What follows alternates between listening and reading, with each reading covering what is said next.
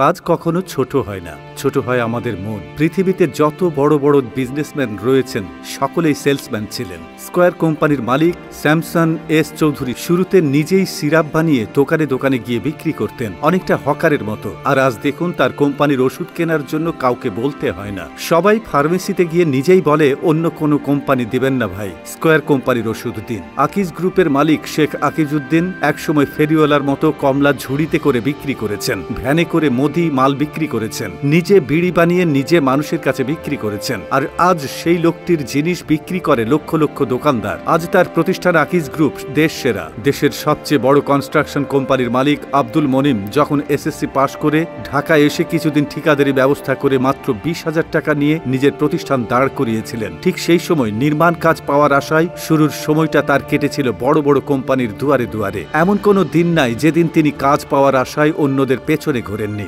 অথচ আজ দেখুন দুয়ারে এসে কত লোক ঘন্টার পর ঘন্টা বসে থাকে। আর তার কারণ কিন্তু একটাই, আব্দুল মমিন লিমিটেডের একটা কাজ পাওয়া। দেশের অন্যতম সেরা কোম্পানি কেয়া কসমেটিক্সের মালিক আব্দুল খালেক পাঠান একসময় রাস্তার পাশে চকোলেট এবং বিস্কুট বিক্রি করেছিলেন। শুধু কি তাই, তিনি ছিলেন একজন ট্রাক ড্রাইভার, বিক্রি করেছেন লাকড়িও। অথচ আজ দেখুন সময়ের আবর্তনে তিনি কোথায় পৌঁছে গিয়েছেন। নিজের কাজ করতে তিনি লজ্জা পাননি, আর এই একটা কারণেই তিনি আজ এত দূর এসেছেন। স্টিভ জবসকেই দেখুন না কেন, অ্যাপল যখন শুরু করলেন তখন তিনি নিজে বিক্রেতার দরজায় গিয়ে ধর্ণা দিয়েছিলেন বারবার। সাধারণ বিক্রয় কর্মী যেভাবে তার পণ্য বিক্রির জন্য দোকানদারের কাছে কাকুতি মিনতি করে, ঠিক সেভাবেই তিনি কাকুতি মিনতি করেছিলেন একটা সময়। আর আজ দেখুন স্টিভ জবস সেদিনের সেই কাজটাই অ্যাপলকে এত দূর নিয়ে এসেছে। অ্যাপলের পণ্য বাজারে আসার আগেই ক্রেতাদের অগ্রিম অর্ডারের লাইন পড়ে যায়। এতক্ষণ আপনারা যাদের কথা শুনলেন তারা নিজেদের অবস্থানে সেরা। এদের সবার চরিত্রে একটা দিক কিন্তু কমন, সেটা কি খেয়াল করেছেন? এরা সবাই নিজেদের হাতে কাজ করা শুরু করেছিলেন, কিন্তু সেই কাজগুলো কি ছিল,